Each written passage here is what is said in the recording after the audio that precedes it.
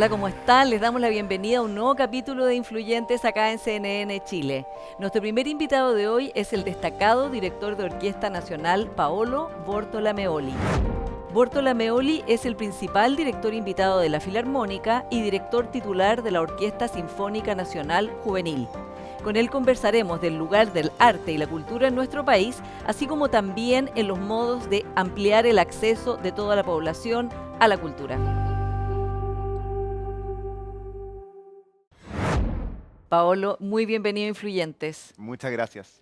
Bueno, y te hemos invitado porque eres uno de los personajes más influyentes del mundo de la cultura chilena y que has hecho de ampliar el acceso a la cultura a más personas uno de los temas importantes de tu trayectoria profesional, muy destacada individualmente, por cierto. ¿Cómo ha sido ese viaje y de dónde sale esa vocación? Yo te diría que es algo que viene conmigo desde el origen mismo, o sea, desde que soy niño. El hecho de yo querer como invitar a la gente a ser parte de una experiencia cercana, de verdad que se remonta muy como a la anécdota misma de yo niño, un poco contándole de qué se trata esto que hago, incluso a mis familiares, a mis amigos cuando tocaba piano. Yo soy pianista de formación, siempre quise ser director de orquesta desde los 7 años, pero el piano era el instrumento de mi casa y de alguna forma descubrí que ese era el camino para. Pero también hay una cosa que yo creo que tiene que ver un poco con la personalidad. Tú me ves ahora, director de orquesta, y dices, bueno, Pablo debe tener una personalidad súper como extrovertida. Y la verdad es que yo era una persona súper tímida. Y esa timidez me sirvió para encontrar como mecanismos de conectarme con las personas que estaban alrededor mío. Y una de las motivaciones tenía que ver mucho con tocar el piano, que es un instrumento súper solitario, que es un instrumento que de alguna forma no dialoga jamás con nadie, a menos que hagas música de cámara o estés con más gente, pero en general pasas todo el día con el piano.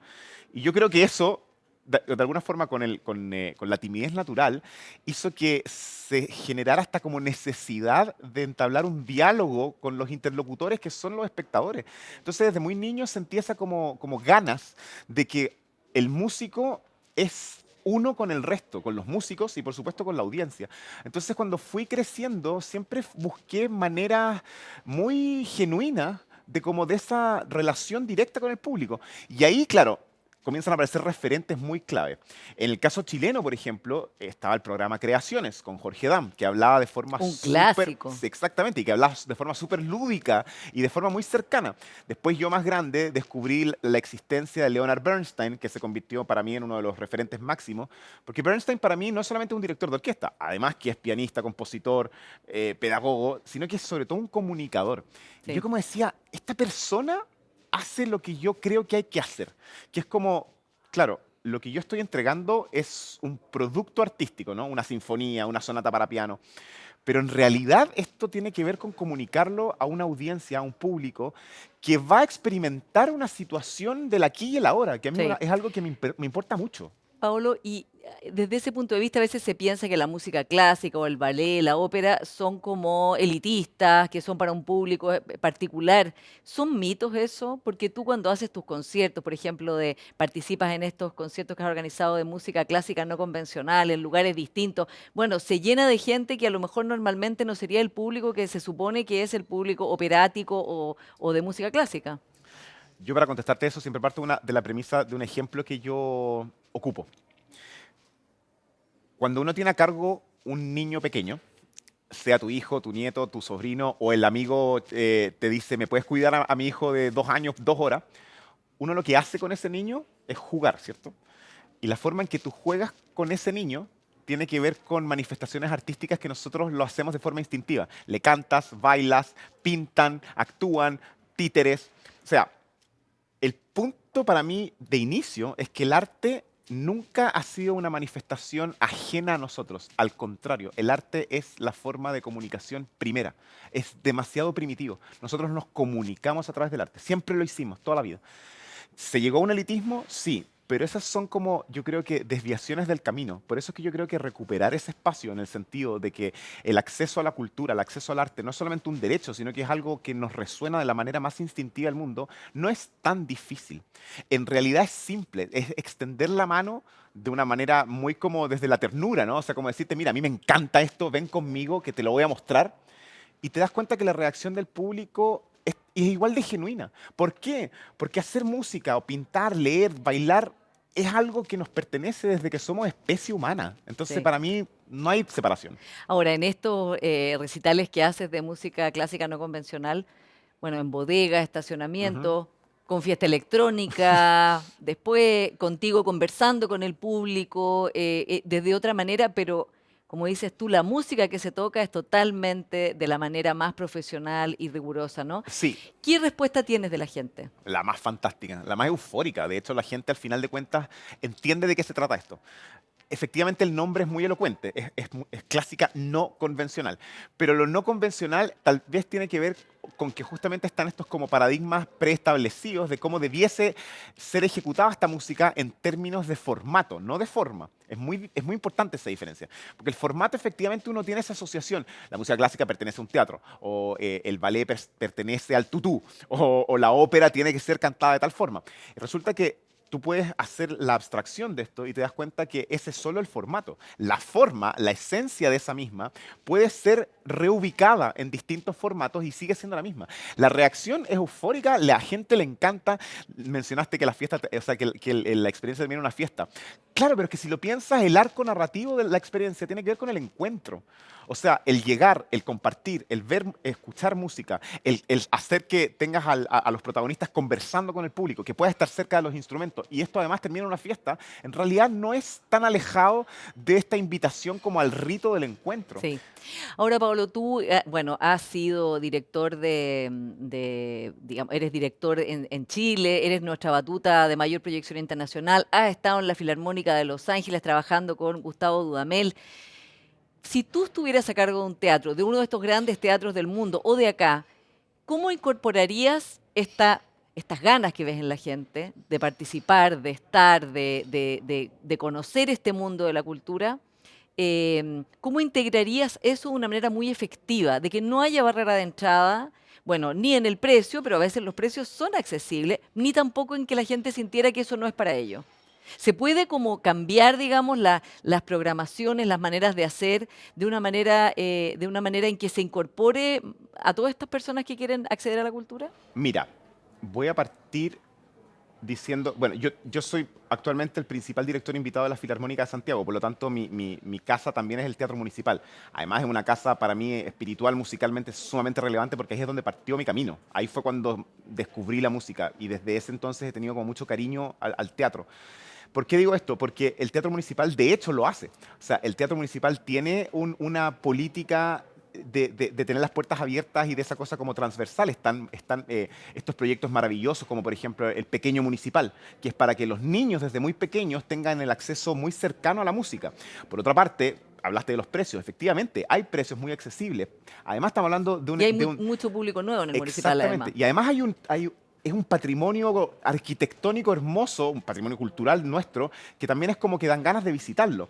Ahora, complementando a la respuesta, yo te diría que siempre se pueden hacer otras cosas. Y yo creo que lo que yo haría, como dices tú, como en el caso hipotético, en cualquier teatro, es finalmente como que permear todo lo que se está haciendo bien de una energía que finalmente ayuda a sumar. O sea, a mí me gusta efectivamente hablarle al público. Me gustan los programas educativos. Me gusta que las programaciones te cuenten una historia, en el sentido de que no sean solamente obras aisladas, sino que efectivamente hay un hilo conductor, que tú puedas entender por qué estoy yendo a esto. Me gustan el cruce interdisciplinario, por lo tanto yo haría que existan siempre colaboraciones con otras disciplinas, con artistas visuales, con escritores, o sea, con formas de hacer que ese escenario se convierta en una experiencia única, de tal manera que la próxima vez tú dices, ¿con qué me van a sorprender nuevamente? Y efectivamente darle esa cabida a que las puertas del teatro están abiertas porque es algo que para ti, como ciudadano, no solamente te hace bien, sino que es tu teatro. Ahora, desde el punto de vista de la política cultural, ya desde el punto de vista de lo que el Estado, los distintos gobiernos, el Ministerio de la Cultura pueden o debieran hacer. ¿Cómo evalúas tú la política cultural de este gobierno? Ha habido artistas que se han sentido decepcionados, de que no era lo que hubieran esperado, de un gobierno que está muy, como podríamos decir, muy relacionado con el mundo de la cultura. Y por otro lado también hay limitaciones en los recursos, evidentemente. ¿Cómo calificarías tú la política cultural que ha desarrollado este gobierno y pensando hacia un futuro? ¿Qué líneas crees tú que podrían desarrollarse ya no como parte de un gobierno particular, sino en general, de manera transversal, que trascienda a los gobiernos, pensando que, por supuesto, toda política cultural da frutos en el largo plazo? Mira, yo creo que es eso que acabas de decir para mí es lo más importante, porque finalmente uno de los problemas que tiene cuando uno politiza el tema es que pierdes como la trayectoria transversal de lo que la cultura debiese ser para todos los gobiernos y para todos los partidos políticos, porque finalmente es de un interés de la ciudadanía y del interés de nuestro desarrollo cultural, de nuestro acervo, pero también de nuestro crecimiento como ciudadanos. Y finalmente lo que te decía antes con el ejemplo de los niños, es lo que yo creo que es como las piedras fundamentales. El arte nos pertenece, el arte no es un ejercicio extra, no es algo como que es para algunos, no, es algo que es absolutamente genuino. Voy a ir al caso, por ejemplo, del deporte. Hace un par de décadas, porque ya ha pasado un tiempo. Tal vez antes no era tan como de sentido común el asociar que la actividad física era algo que te hacía bien sí o sí, o sea, que nadie lo pone en duda.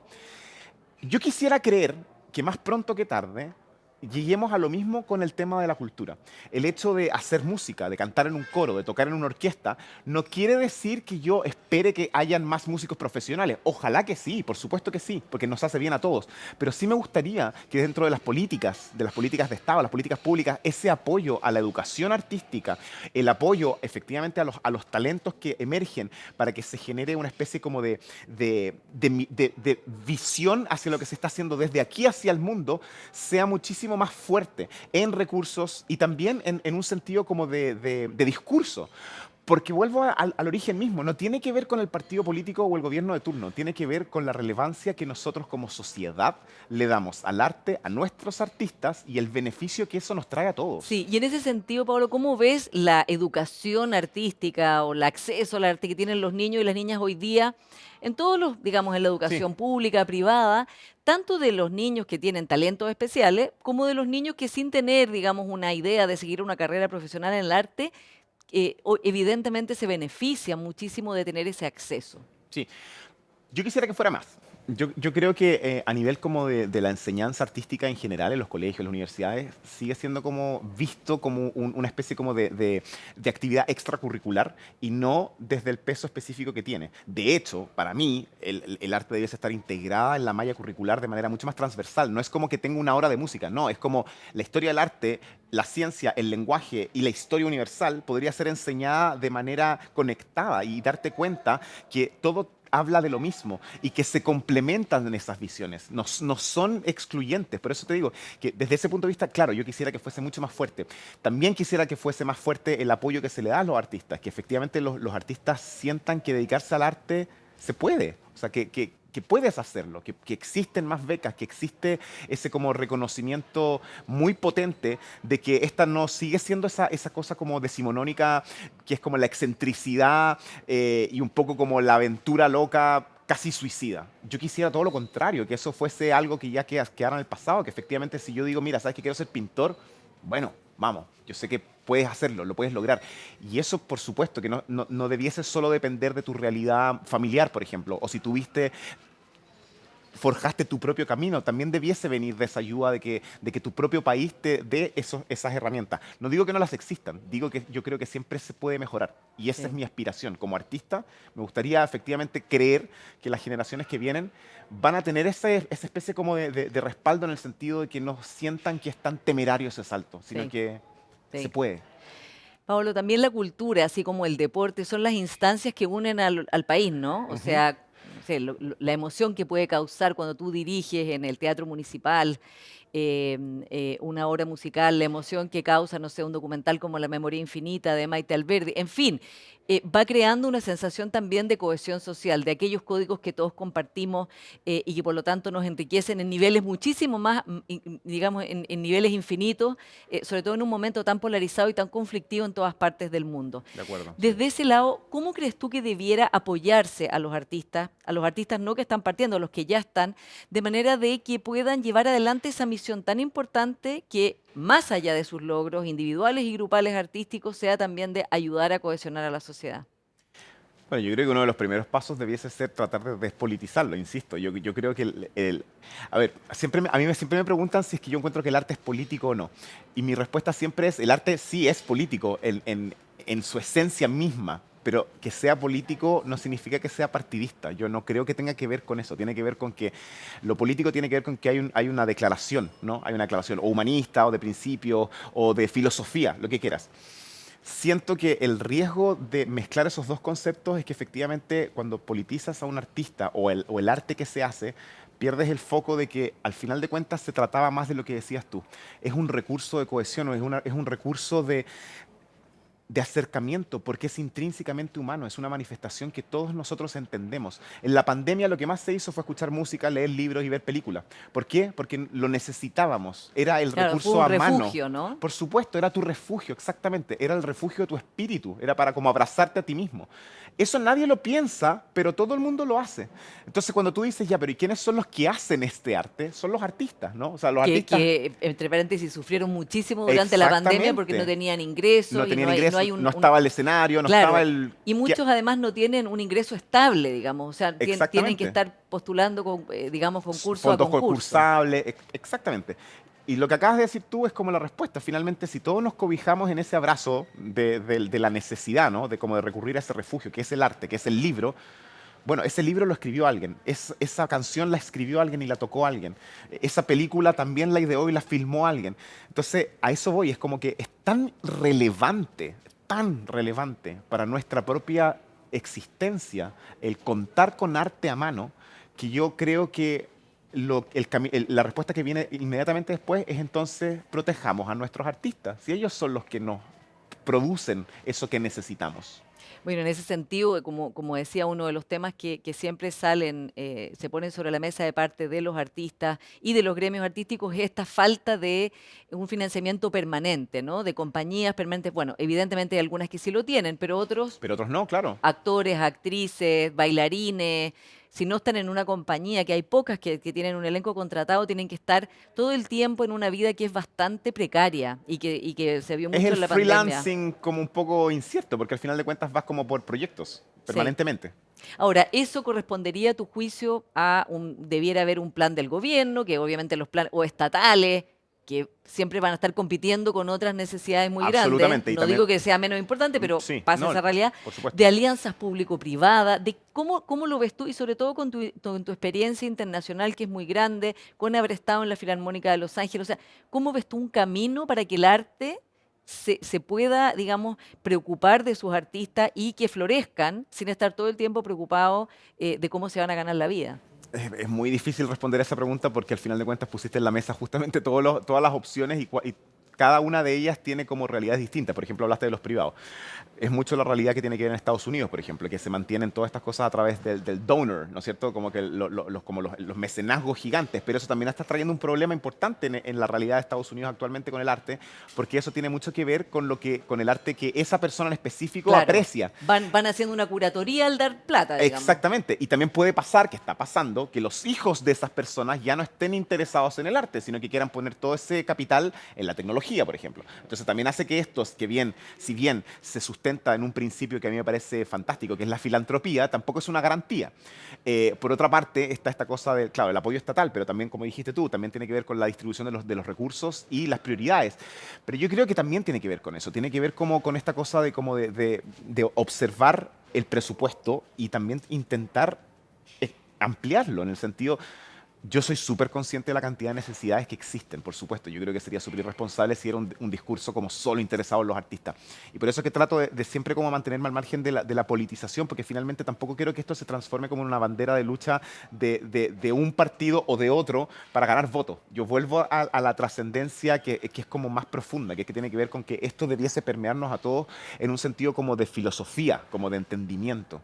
Y en ese sentido, efectivamente, yo creo que si es algo que nos favorece a todos como filosofía, como principio ciudadano, debe también comenzar desde el Estado mismo, como de esas políticas de proteger a los artistas.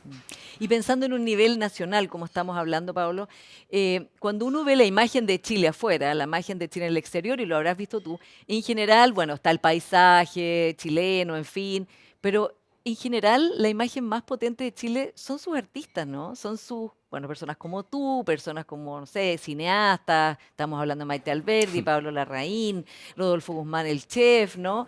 Que van Exacto, sí. conquistando lugares muy importantes. ¿Para qué hablar de nuestros grandes escritores, por supuesto, nuestros premios Nobel? eh, que van creando también, mostrando qué es Chile desde un lado diferente.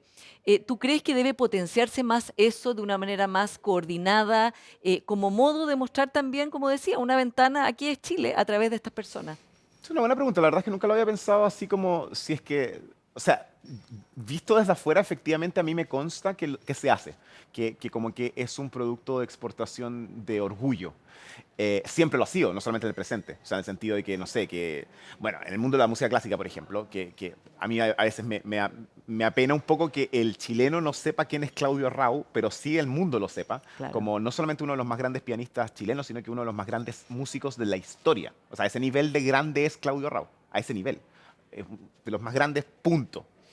Pero ahí, al mismo tiempo, lo bueno que tiene eso es que te das cuenta que efectivamente sí existe ese como orgullo desde lo internacional. Hablaste de Maite Alberdi.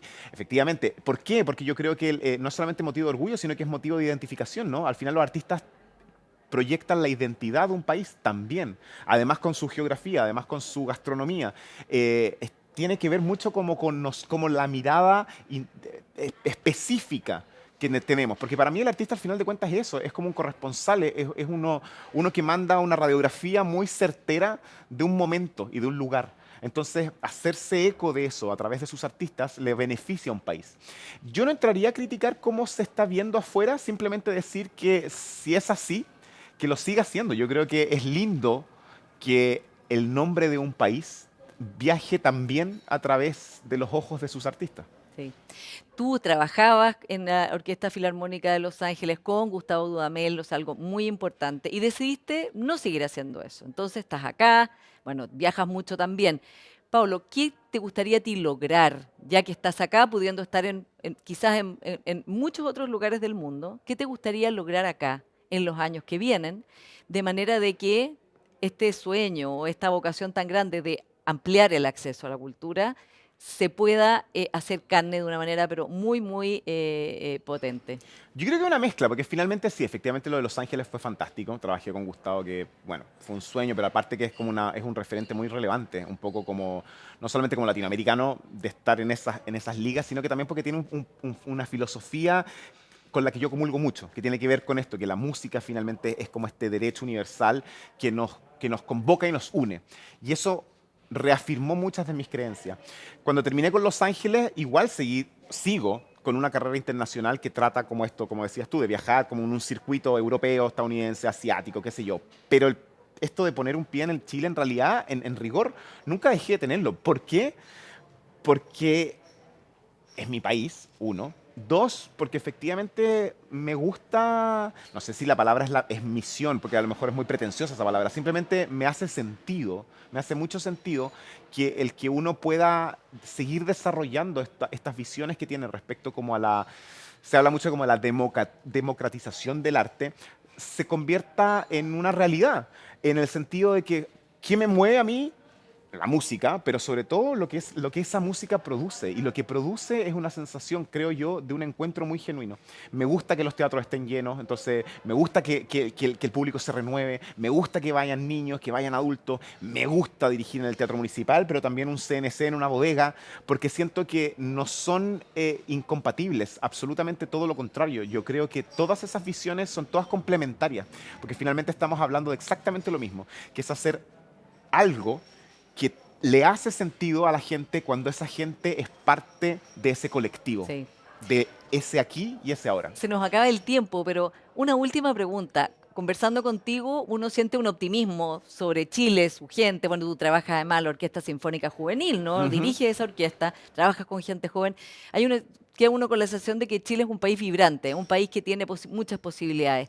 ¿Sientes tú ese optimismo a pesar del clima que a veces es como pesimista en la conversación nacional?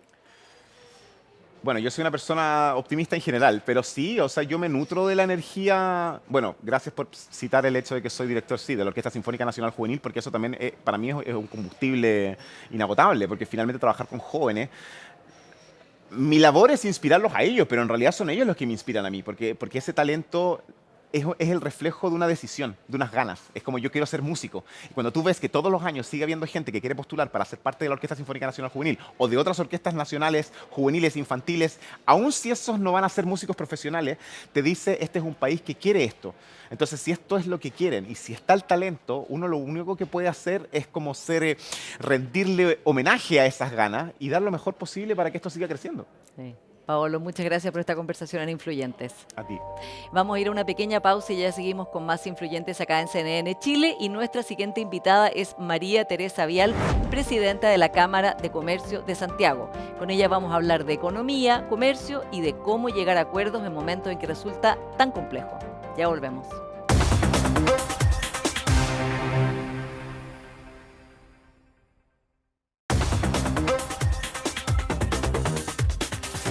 María Teresa Vial, bienvenida a Influyentes. Muchas gracias, Paula. Muchas gracias por invitarme. Bueno, en la Cámara de Comercio de Santiago, que tú presides, la primera mujer en presidir y que vas en tu segundo periodo, porque fuiste reelecta con muchos votos, cumplió 105 años.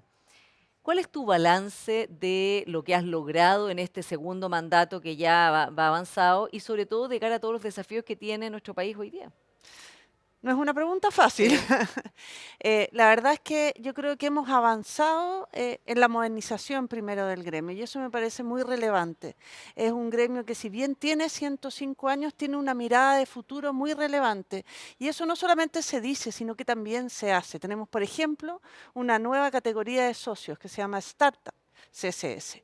Y ahí nos nutrimos, la verdad, de innovación, de personas más jóvenes que están generando nuevos negocios y que eso se relaciona también con nuestros socios de siempre. También internamente, por supuesto, las estructuras se han ido modificando, hay más participación femenina, hay también una cultura interna que se ha ido robusteciendo de forma importante. Tenemos también un foco muy puesto en el área de sostenibilidad, también con iniciativas concretas. Acabamos de lanzar la semana pasada una guía para comunicaciones sostenibles junto con otras asociaciones como ANDA, por ejemplo, la Asociación de Avisadores, y eso nos tiene, la verdad, muy, muy contentos porque estamos pensando en cómo lideramos el comercio del futuro. Hemos crecido un 20% el número de socios y la participación de ellos también ha sido muy relevante, más participación de socios en los distintos comités de trabajo, así que la verdad es que estamos muy, muy contentos. Se ha hecho mucho. Y todavía queda mucho más por hacer, por Mucho. supuesto, María Teresa. En la ceremonia del aniversario de la Cámara de Comercio, bueno, hubo ministro Grau, ministro Marcel, que fueron bastante, digamos, dieron alabanzas a la gestión que has hecho tú presidiendo este gremio, en el sentido de que llegan con propuestas, que son dialogantes, son propositivos. ¿Cómo ves tú la relación de los gremios empresariales en general con el gobierno? Porque en general ha sido más o menos tensa, el presidente Boric dijo que no le tenían buena. ¿Ha mejorado eso? ¿Lo ves así?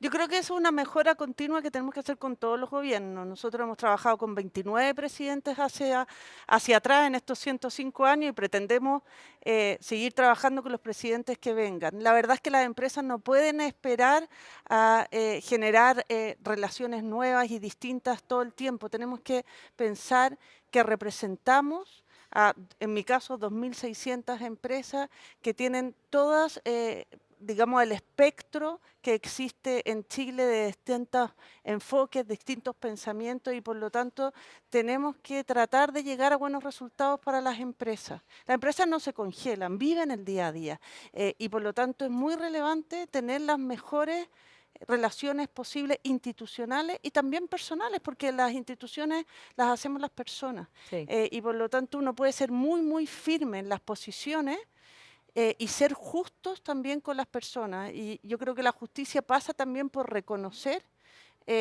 cuando las otras personas hacen bien las cosas. Y en ese sentido, ¿cómo evalúas la gestión del equipo económico, en particular del ministro Marcel? El ministro Marcel yo creo que ha hecho un estupendo trabajo de contención del gasto. Creo que le ha dado también congruencia a toda su gestión y además está preocupado por temas relevantes como son la evasión, la elusión tributaria, también temas de futuro y también ayudado, personalmente estoy muy agradecida con temas de informalidad. Hemos tenido trabajo en conjunto también porque estamos lanzando nosotros una iniciativa que pretende acompañar a las personas desde la informalidad a la formalidad. Siempre están las puertas del Ministerio de Hacienda abiertas para nuevas propuestas, para propuestas, por supuesto, que tengan sentido de realidad. Y la verdad es que yo agradezco personalmente muchísimo al ministro, personalmente e institucionalmente sobre todo, Sí. al ministro Marcel su disposición y su trabajo, que es muy arduo. María Teresa, ¿y cómo está el momento económico? Porque hay mucho, se dice mucho en Chile que evidentemente falta mejorar el crecimiento, vamos a terminar el año entre 2,7, Mm, 3% de crecimiento, que es mejor que lo que se esperaba, pero que dista de lo que se quisiera, ¿no? sí. Y también, bueno, Manuel Marfan, aquí también, invitado a influyentes, dijo que esto era algo que habían 5 gobiernos en que se había, digamos, lentificado el crecimiento, un problema de larga data. ¿Tú estás de acuerdo con que hoy día estamos viviendo un momento de brotes verdes, como dice el ministro Marcel, de recuperación económica, especialmente esta semana en que se supo que hay inversiones bastante importantes, millonarias, digamos, en industrias relevantes como el hidrógeno verde que se van a materializar? ¿Hay brote verde o no? Mira, los últimos datos del Banco Central muestran que el consumo subió el mes de junio un 12,2%, real es como un 9%, pero de todas maneras es una cifra muy, muy buena, es la mejor en 26 meses. Esto se ve súper influido por el cyber. Porque el cyber la verdad es que generó más o menos 7 puntos de esos 12 de crecimiento y esperamos que en los próximos meses eso no se repita y que baje un poco, pero de todas maneras son muestras concretas de mejores cifras. ¿Eso nos tiene que dejar contentos? Por supuesto que no, porque no es un crecimiento como el que quisiéramos tener.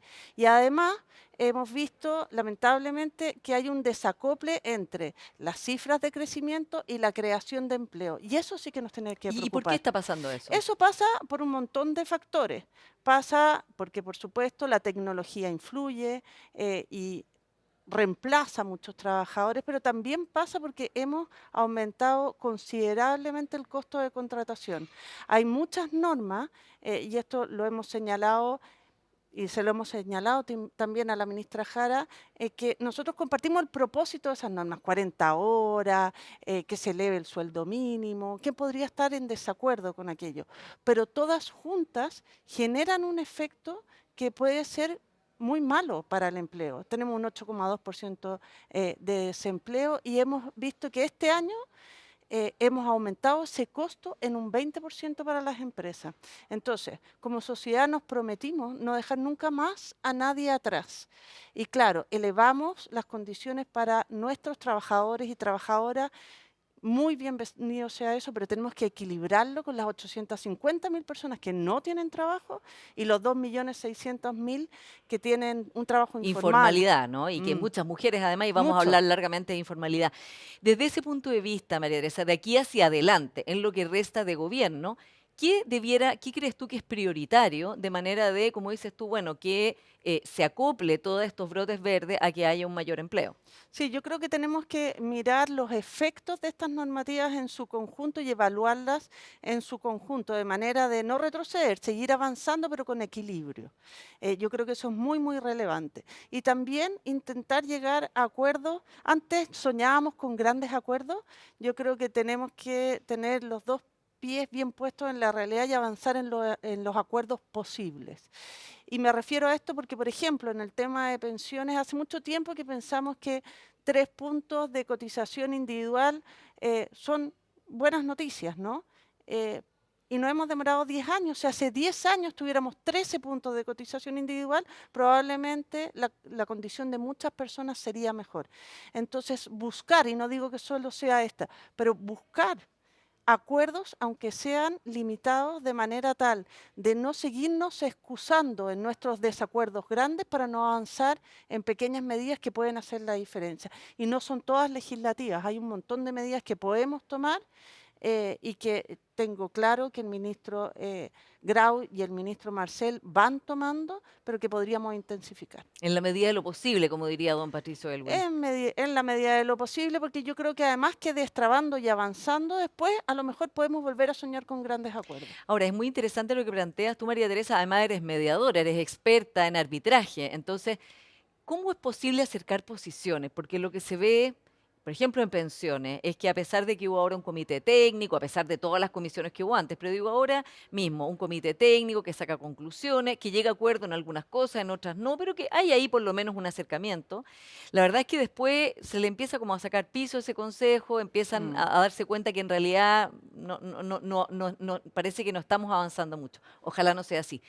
¿Cómo se negocia desde la posición? O sea, ¿cómo logras mediar posiciones entre grupos que finalmente se van como diluyendo los acuerdos a medida que se acerca el momento final? Sí, yo creo que hay dos palabras que son claves. Uno es lealtad.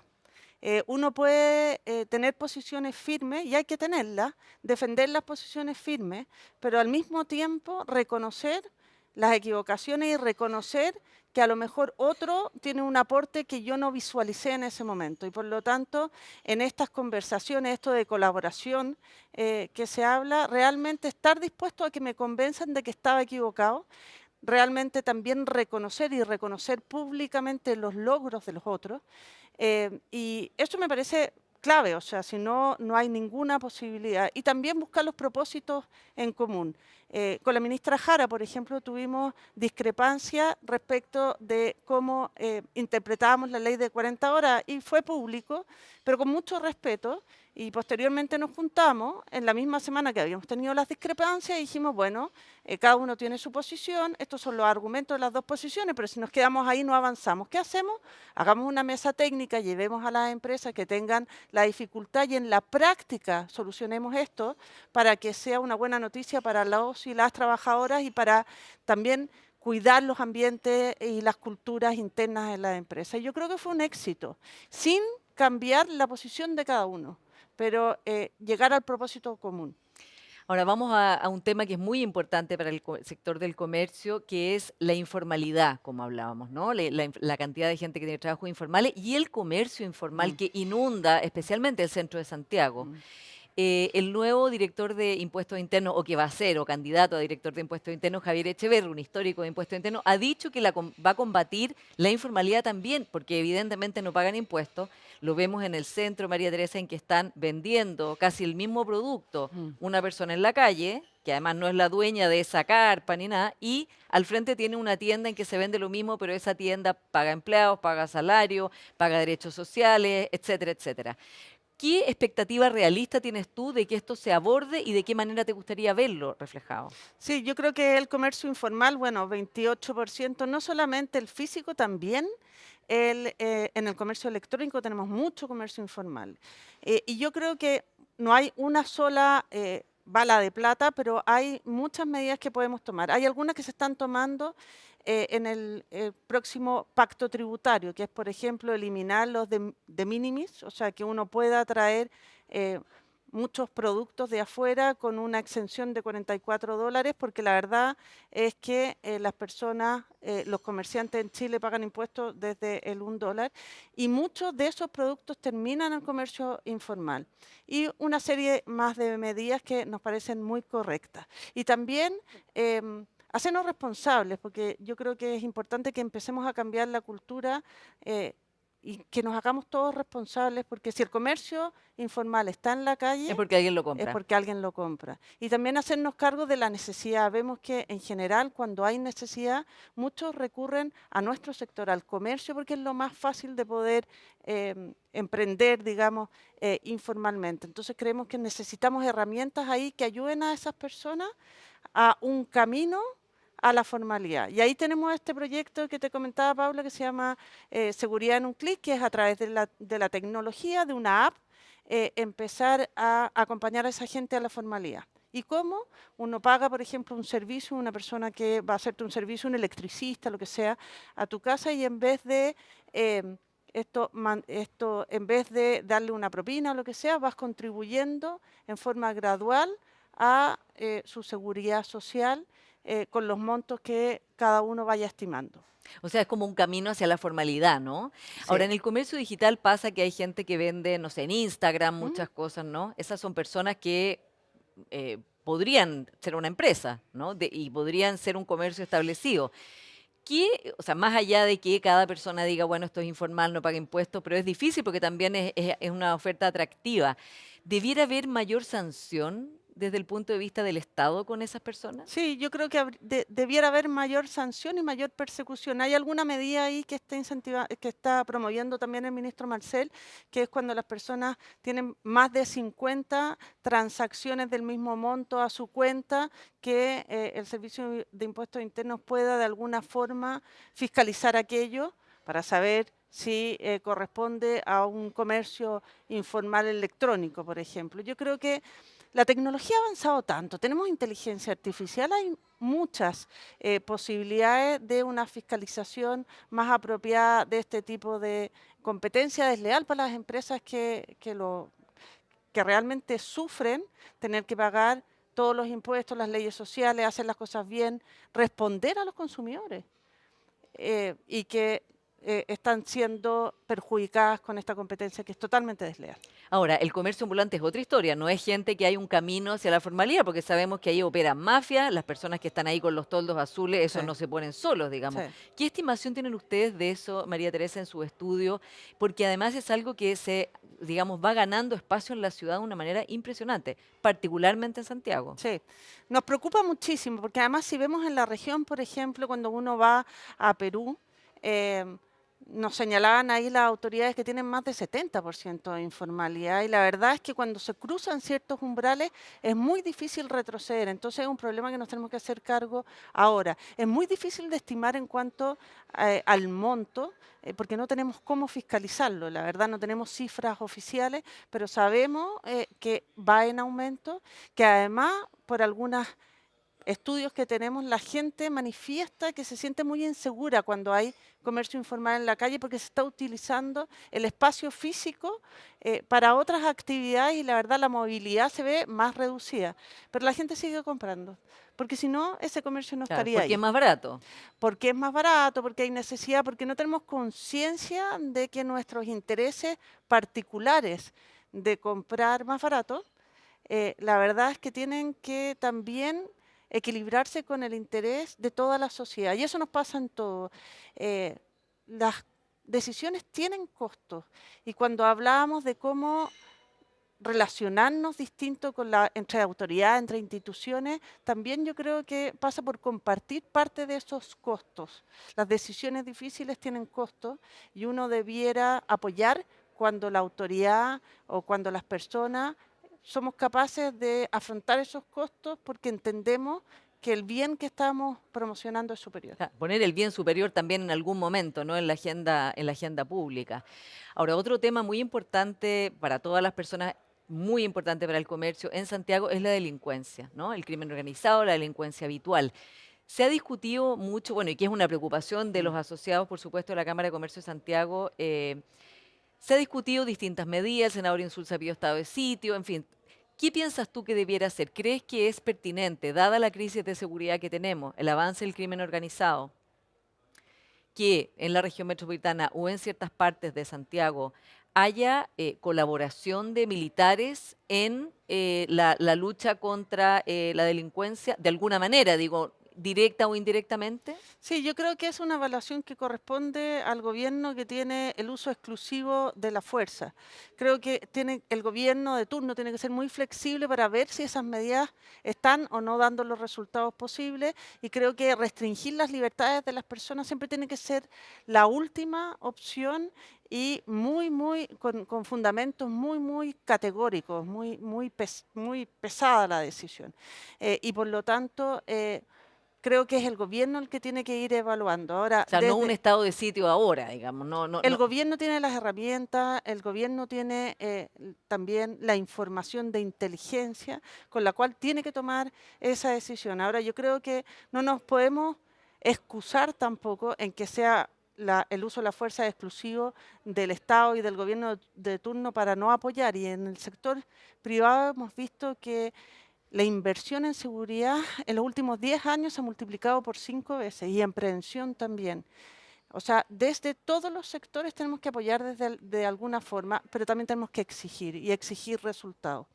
se ahora estableció una nueva serie de medidas. Tenemos que darle tiempo, no son medidas instantáneas, no hay una sola que sepamos, digamos, por experiencia internacional que sirve y que con eso vamos a resolver el problema. Eso no es así y por lo tanto tenemos que ir apoyando los pasos que vaya dando el gobierno de manera tal que esto pueda ser atacado en forma más unida y más congruente entre todas las instituciones. Ahora, y por ejemplo, que resguarden infraestructura crítica, ¿eso sería una medida intermedia más razonable a tu juicio?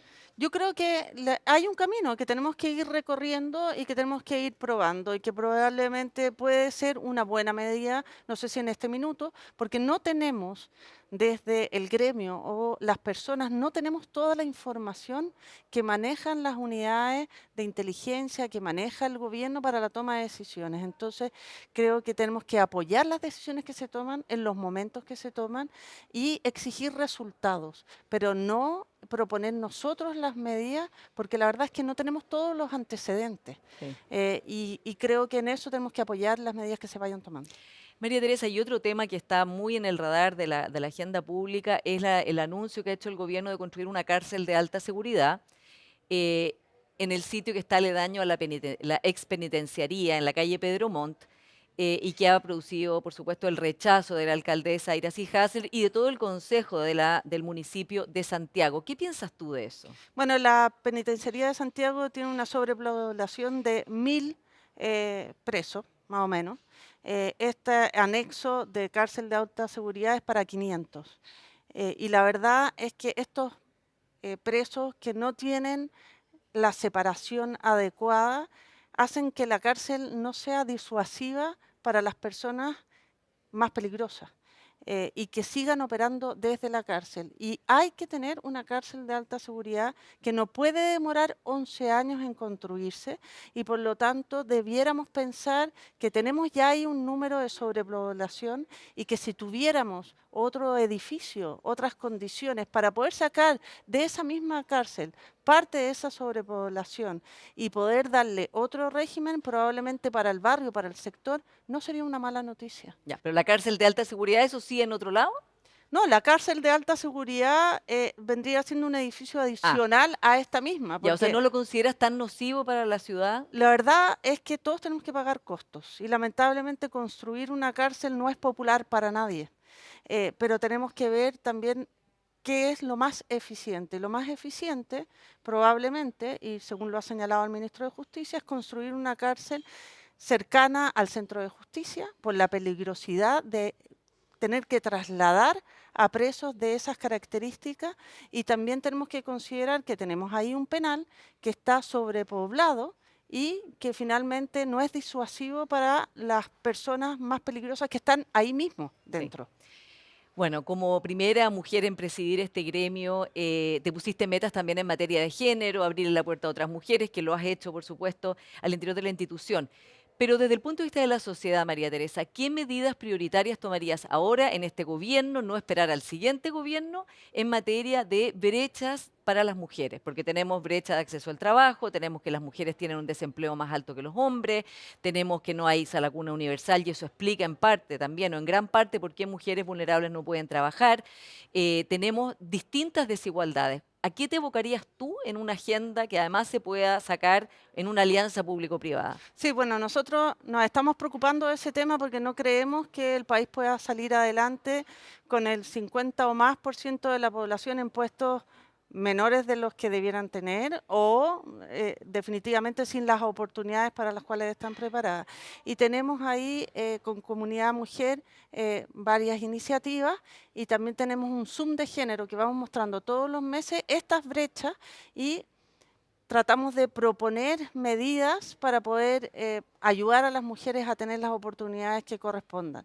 Yo creo que es prioritaria la sala cuna universal, creo que tenemos que dejar de mirarlo como un derecho de las mujeres, es un derecho de los niños y si queremos, la verdad, poder surgir, tenemos que preocuparnos del empleo femenino, pero también tenemos que preocuparnos de que esos niños también tengan los cuidados que merecen. Y por lo tanto es muy relevante tener sala cuna universal. Yo creo que para mí Si me dices una medida, creo que es la medida que me abocaría, además de visibilizar el talento femenino, de nuevo, con justicia. Y yo creo que eso es muy, muy relevante y lo podemos hacer todos. No se puede elegir a quien no se conoce, o no se puede elegir o no se elige el aporte que no se visualiza de alguna forma. Y eso creo que es una tarea de toda la sociedad. Y a propósito de visibilizar liderazgos, bueno, el tuyo ha sido muy visible y valorado en la Cámara de Comercio de Santiago y se te nombra como una de las posibles sucesoras de Ricardo Meves en la CPC, todavía le quedan unos meses, pero va a haber elecciones ahí. ¿Estarías disponible para un desafío de esa envergadura? Yo creo, bueno, nosotros no Esta es de una participamos. envergadura muy grande también, sí. Sí, nosotros no participamos directamente en la CPC, así que no conocemos demasiado la interna. Yo creo que hay nombres y personas que conocen muy bien la CPC, la misma vicepresidenta, que sería una gran aporte a la CPC.